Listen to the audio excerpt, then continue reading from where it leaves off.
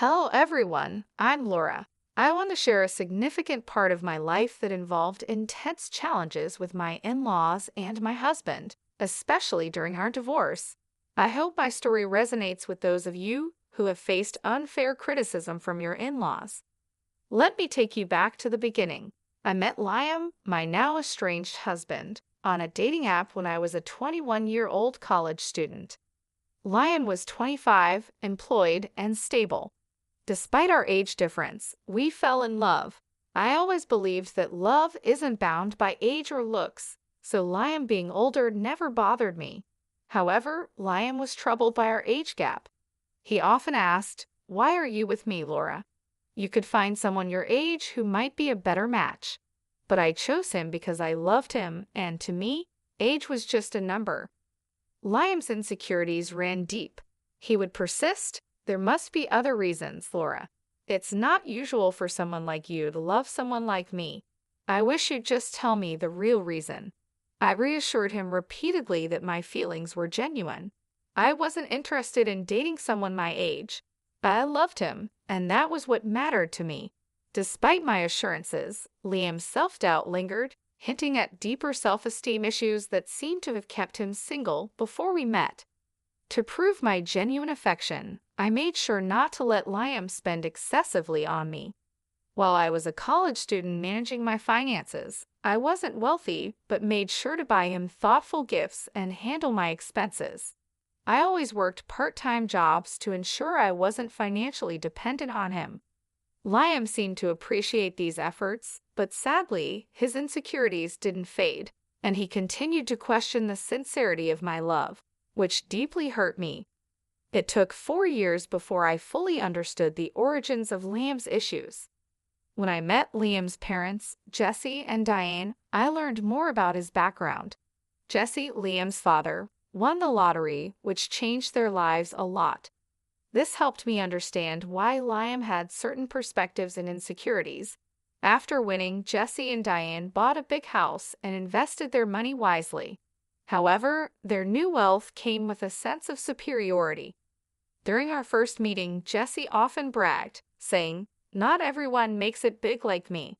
I was just a hard worker, and look where it got me. Do you realize how rare it is to win the lottery?" Yet I managed it on my first try. They were proud of their decision-making skills and often implied that Liam, despite his college education, would never reach their level of financial success. Diane suggested that Liam's previous partners were only after his money and left him once they were financially better off. They openly doubted Liam's ability to make good decisions, which infuriated me. It seemed like Liam's parents saw every woman he dated as a gold digger, and over time, Liam began to believe this narrative. This insinuation that I was just another gold digger became an embarrassing and hurtful part of their story. Fed up with their baseless assumptions, I stood up for both Liam and myself. "I'm sorry, but I have to disagree with you. Liam has worked hard to establish his career and will achieve even greater success in time." Jesse retorted, "Well, that doesn't change the fact that women only want him for money. The money we have is ours, but Liam does co-own the house. Eventually, it will be his. Every time these girls see our $500,000 house, I swear they just see dollar signs." I couldn't hold back. "I can't speak for Liam's past relationships, but I'm certainly not in this for the money. I love your son, and that's why we're together. I have no interest in your house." Diane then said, "Don't worry, Laura. Sometimes it's hard to accept that people can be successful and live in nice houses. You live in a small rented apartment with roommates. You might start desiring it after spending time around our house, too." Their comments pushed my patience to the limit, and I was on the verge of losing my temper. Liam heard everything but chose not to respond or defend himself. Instead, he steered the conversation in a different direction. His indifferent attitude on our way home took me by surprise after a particularly tense visit with his parents. I decided it was important to talk to Liam directly about the issue. "Liam, your parents are being unfair and hurtful to both of us. Why didn't you stand up for me?" Liam sighed, clearly frustrated. What did you expect me to say, Laura? My past isn't great. I've been used before by people who only cared about my parents' wealth, making plans for when they'd inherit the house. Even if they were wrong before, that doesn't mean they're wrong about everything. I felt a pang of hurt. Just because those women were after your money doesn't mean I am. It hurt that you stayed silent while your family insulted me. Liam looked conflicted. You know my family is wealthy now, and maybe they have a point. I'm not saying you have bad intentions, but I can see why it might look questionable to others. You have parents, and that might make you seem more reliant on my inheritance. His words were almost too much to bear. What you're suggesting is absurd, Liam. I've never pressured you to spend on me. Not having an inheritance does not make me a gold digger. Liam remained stubborn, unwilling to see my perspective. I love you, and that's what matters. Let's not argue about this anymore, he said, dismissing the need for further discussion. While some might have taken comfort in his declaration of love, I couldn't shake the feeling that he still had doubts about my intentions.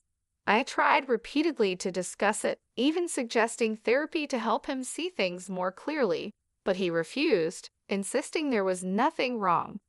As time went on, I began distancing myself from his family. We got engaged right after I graduated from college, and I landed a decent job, which allowed me to start saving for our wedding. We shared the wedding expenses equally and married when I was 25. However, the next 5 years of our marriage were rocky. Liam frequently visited his parents, each time returning more distant and upset. I knew Jesse and Diane continued to poison his mind, still branding me as a gold digger. Despite my pleas for him to reduce contact with them, Liam continued to see his parents often. Their negative influence began to deeply affect his view of our relationship, convincing him that no one could truly love him for who he was. Even after years of my unwavering love, Liam's suspicion towards me never seemed to ease, and the weight of constantly having to prove my sincerity grew increasingly exhausting. However, the moment that truly tested us came on Liam's birthday. Preferring a low-key celebration, we decided to have a small cake party at our home. I was excited to make his day special. I surprised Liam with the expensive watch he had admired for a long time. He was thrilled with the gift, but my heart sank when he suggested we show it off to his parents. Despite my hesitation, I went along with him. When we arrived, Liam couldn't wait to show his new watch to his parents. Mom, Dad, look at this beautiful watch Laura got me. I've wanted it for so long. Isn't it stunning? His enthusiasm was clear. Diane responded with a slight surprise. Oh, Liam, it seems she does love you after all. We were quite worried for some time. But Jesse quickly added, don't be fooled, Diane. She's a gold digger. She married our son because we have a $500,000 house. Let's not ignore the facts. I couldn't contain my frustration. Excuse me, why do you think I married your son for your house? I've been working and living in an apartment for years. Besides, if age was a concern, why would I marry someone older unless I truly loved him? I assure you, I didn't marry Liam for his money or your house. I married him because I love him. Surely Liam can confirm that, right? To my astonishment, Liam remained silent. His reluctance to defend me in front of his accusing parents was deeply unsettling. I felt increasingly isolated as he avoided making eye contact, sinking under their harsh assumptions. Pushed to my limit, I confronted him. Liam, why aren't you saying anything? Your parents have always labeled me a gold digger. How will they ever see the real me if you don't speak up? Why are you so quiet? Tell them they're wrong. Liam's hesitation was palpable. He muttered, I don't know what you want me to say, Laura. Maybe my parents aren't completely wrong. There might be a possibility that his words trailed off, but the implication was clear. This doubt, this inability to stand by me, was more than just a simple misunderstanding. It was a fundamental crack in the foundation of our relationship, casting a shadow over our love and my place in his life. Liam's birthday celebration quickly turned sour. I was astounded by the accusations flying my way. Are you serious right now, Lamb? You believe I married you for your assets. His parents chimed in, their suspicion clear. Oddly, you've never thought about buying a house, have you? For someone renting, owning a home should be a top priority. You haven't even talked about it with him. Our place is out of your price range. You could never afford something like this on your own, so marrying Liam and settling here seems more logical. Liam looked at me with a mix of doubt and confusion. Yeah, Laura, why would you marry me? You might have feelings for me, but I think there's more to it than just love. I was left speechless by their words. All the love and affection I had felt for Liam seemed to disappear instantly. Both my in-laws and my husband saw me as nothing more than a gold digger. While the skepticism from his parents was hurtful, Liam's agreement cut the deepest. At that moment, I decided to end our marriage. I didn't reveal my decision right away. Instead, I waited for the right moment. Once Liam and I were back home, I contacted a lawyer and began the divorce process. The lawyer assured me that everything would be ready within a week. Meanwhile, I moved into a separate room to give myself some space. Liam thought I was just cooling off and had no idea of my intentions. When the divorce papers were ready, I gathered my belongings and left. Liam, clearly distressed, called me in a panic. I told him to meet me at a specific address and to bring his parents. Despite his confusion, he complied. As they arrived, I stood waiting on the porch of a stunning house. Their expressions shifted to surprise as they took in the scene. You must be wondering why I brought you here, I said, gesturing to the luxurious surroundings. It's a beautiful house, isn't it? No one can compare their home to this one. It's worth around $5 million in today's market. Quite expensive, right? The dramatic setting was my way of showing them that their accusations and suspicions were unfounded. I was not the person they thought I was, and I needed to make that clear in the most unforgettable way. But it's worth every penny, I said, gesturing toward the lavish interior of the house, which also boasted furniture worth millions. What is this place, Laura? I don't understand why you have access to such a house, Liam asked, puzzled. Why don't you all come in so we can talk properly? I can't explain everything standing here on the porch, I suggested, brushing off their astonishment as I led them inside. They followed, their eyes widening in awe at the opulent decor. As we settled into the plush sofas, I took a deep breath, ready to address the elephant in the room. I've made a decision, and that's why we're here.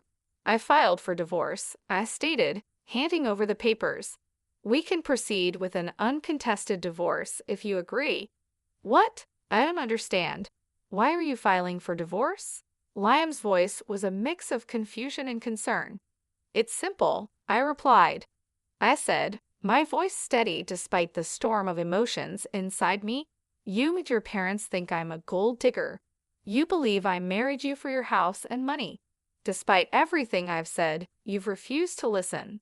So it's better for everyone if I leave, sparing you from what you deem my gold-digging tendencies. You're considering divorce just because my parents spoke what they believed to be the truth. That's ridiculous, Liam retorted, disbelief coloring his tone. I think it's for the best, I replied, firm in my resolve. His mother, watching the exchange with an unreadable expression, chimed in. If she's so adamant, you should just sign the papers, Liam. Then at least you can find someone who truly loves you. Why did you bring us to this house, Laura? Do you expect me to buy this for you as part of our divorce settlement? Liam asked, suspicion in his voice. Why would I need you to buy this house, Liam?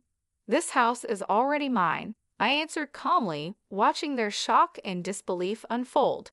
They looked at me as if I were joking. How on earth can you afford a house like this? Your renting and your job isn't enough to cover something like this. Stop lying to us, Liam's father demanded, his tone sharp with suspicion. Their disbelief was palpable, but I was ready to prove my independence and financial capability once and for all. I'm not lying, I asserted firmly. Liam, remember when I mentioned that my parents left me some inheritance? Well, this house is part of it. It's under a trust for now, but I will officially inherit it when I turn 32. I don't need to work a high-paying job because I have a trust fund waiting for me. That's impossible, Liam interjected. Your parents passed away a long time ago. They should have given you the house earlier. My parents were aware of the potential leeches I might attract, I explained. So they instructed me never to disclose the house or the trust fund to anyone. They wanted to keep everything safe until I turned 32. By then, they hoped I would be settled with someone who genuinely cared about me, not my inheritance. Oh my God, Laura, you should have told us about your wealth. We had no idea. This is a sizable house you have. We could all live very comfortably here, Liam's mother exclaimed. Yeah, you should have shared that sooner. We thought you were after our house. We could have avoided all the misunderstandings, Liam added, looking relieved yet somewhat embarrassed. I always knew Laura was perfect for Liam. I've been saying she's a great woman. Look how wealthy she is. Liam found a great match, his father chimed in, his tone shifting dramatically. Hearing this, I couldn't help but laugh. Their attitude toward me had changed so quickly it made my head spin. What was even more bizarre was that they seemed to forget about the divorce papers I had brought. Pulling out the papers, I signed them. As I was saying, here's my signature for an uncontested divorce. You can just sign these to make it easy. If you want to fight, we can take this to court, but I won't live with you anymore. Wait, Laura, listen to me. There's no need to rush this, Liam pleaded. You've already proven you're not a gold digger. There's no reason to get a divorce anymore. We even apologize for any misunderstanding. That should make things better, right? Yes, Jesse is right. We're sorry, Laura. We doubted you for no reason, his mother added, her voice filled with regret. Despite their apologies and sudden change of heart, the memory of their judgments and accusations lingered in my mind. I couldn't stay in a relationship where trust had to be proven rather than given. I don't want your insincere apologies, I said firmly, my resolve unwavering. For 4 years, you allowed your family to berate me and call me a gold digger. I expected you to defend me, but instead, you sided with them and even accused me of the same. I can't stay with someone who doesn't respect his wife. I'm done, Liam. We can part ways amicably or involve the courts. The choice is yours. Diane and Jesse tried desperately to change my mind, pleading with me to overlook the past. To them, what had happened was just a minor misunderstanding. However, their lack of genuine remorse for tarnishing my reputation only fueled my anger. When I reached my breaking point, I demanded that they leave before I called the police. My firm stance intimidated them, and they left without further argument. Over the next few weeks, Liam and his parents continued to harass me. They begged, pleaded, and even offered bribes to persuade me to stay. Their belief that money could sway my decision only intensified my fury. It was a stark reminder that they still saw me as someone motivated by financial gain. Ironically, since Liam co-owned the house with his parents, I was entitled to half of his share, which only fueled their desperation for reconciliation despite their relentless attempts. I stayed firm in my decision to leave. I moved all my belongings to my parents' house, asserting my right to stay there even before officially taking ownership. Liam and his parents kept trying to reach out, so I changed my phone number to avoid their constant calls from unknown numbers. Liam even tried to discuss matters at my workplace, but I had informed security beforehand, and they asked him to leave. Liam still hadn't signed the divorce papers, holding out hope that I would change my mind. Nearly a year has passed, and the situation remains unresolved, showing how complex and emotional our lives had become. With less than a year left until the divorce is finalized, I've managed quite well on my own. Living independently, I found both happiness and financial stability. While I've gone on a few dates, I'm not considering anything serious at the moment. According to a cousin of Liam, his family is now worried about having to pay me my rightful share of the house. The legal fees are mounting, and their savings are proving to be insufficient. Liam is even advocating for selling the house, harboring resentment toward his parents for the chaos they've caused in his life. At this point, I simply don't care about their problems. My only goal is to be free from that toxic family and move on with my life, leaving the chaos and negativity behind. My parents welcomed me back with open arms, providing the support and comfort I needed during this difficult time. They were surprised by the turn of events but understood my decision. Moving back home allowed me to reconnect with old friends and focus on rebuilding my life. I found a new job that I enjoy, and my colleagues have become a second family to me. Liam and his parents didn't give up easily. They continued to send letters and emails, pleading for reconciliation. I ignored their attempts, knowing that engaging with them would only prolong the emotional turmoil. It was clear to me that they were more concerned about their financial situation than genuinely apologizing for their behavior. During this time, I focused on self-improvement and personal growth. I enrolled in a few online courses to enhance my skills and took up new hobbies to keep myself busy. I also started therapy to help process my emotions and ensure I was making the best decisions for my future. My therapist helped me see that walking away from a toxic relationship was the right choice, and I began to feel more confident in my decision. As the divorce process dragged on, I made sure to document everything. I kept detailed records of all communications and interactions with Liam and his family. This meticulous approach proved helpful as my lawyer navigated the legal complexities of the case. It also gave me a sense of control over a situation that had felt so overwhelming. Despite their relentless attempts to win me back, I stood my ground. I knew that returning to Liam would mean subjecting myself to more years of distrust and manipulation. I deserved better than that, and I was determined to create a life free from their influence. Liam's cousin kept me updated on their financial struggles. The mounting legal fees and the prospect of losing the house were taking a toll on them. I felt a sense of vindication knowing that they were facing the consequences of their actions. However, I also knew that my happiness didn't depend on their suffering. I was focused on my own journey and the positive changes I was making in my life. Eventually, Liam agreed to sign the divorce papers. The relief I felt was immense. It marked the end of a painful chapter and the beginning of a new one. With the legal process finally moving forward, I could see a clear path to freedom and peace. In the end, I emerged stronger and more resilient. The experience taught me valuable lessons about self-worth and the importance of standing up for myself. I learned that it's better to be alone than in a relationship where I'm not valued or respected. Moving forward, I promised myself to never settle for anything less than I deserved.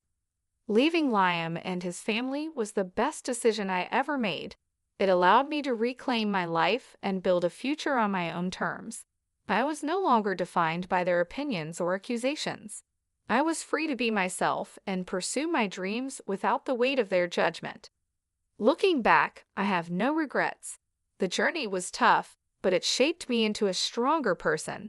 I found happiness and fulfillment on my own, proving to myself that I didn't need anyone else's approval to live a meaningful life.